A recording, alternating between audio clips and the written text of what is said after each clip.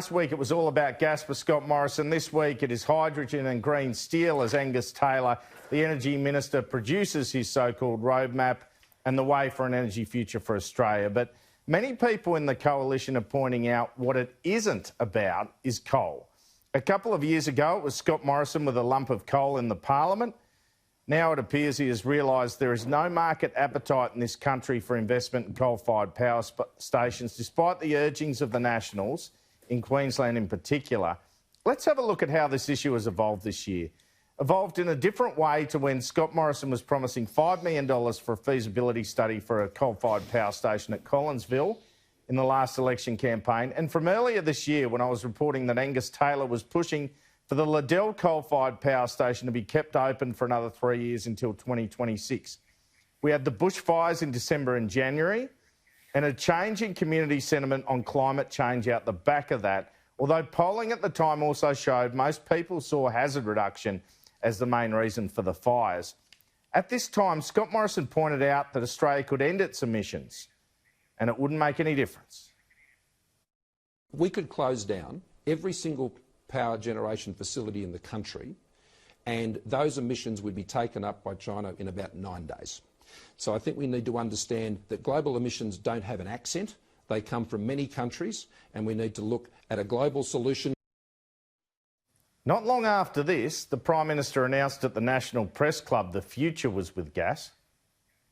Central to this agenda is getting access to our domestic gas supplies.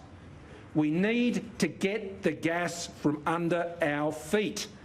There is no credible energy transition plan for an economy like Australia in particular that does not involve the greater use of gas as an important transition fuel. Soon after, Alan Finkel, the chief scientist, said that hydrogen was the key to the road ahead with renewables.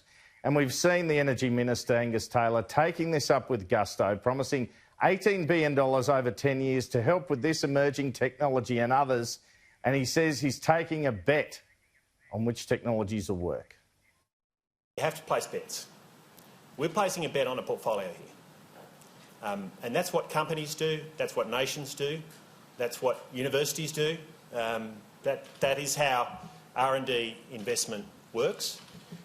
It has to evolve, but as I said, it should evolve in a gradual way, in a very well-informed and well-thought-through way, which is why we're locking in this advisory panel.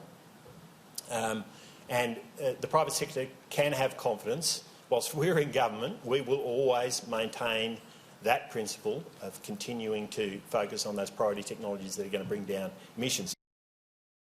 So the question is, by the next election, will Scott Morrison announce a target of net zero emissions by 2050? The same as Anthony Albanese has and the states have and the Business Council has lobbied for. And could this be an election, whether the government likes it or not, where climate change becomes a bipartisan issue? The government rightly says that Anthony Albanese is being each way elbow on this issue. He is. The mystery for me, Kieran, is that Albanese does not retort back that the government is trying to be all things to all constituencies on it as well.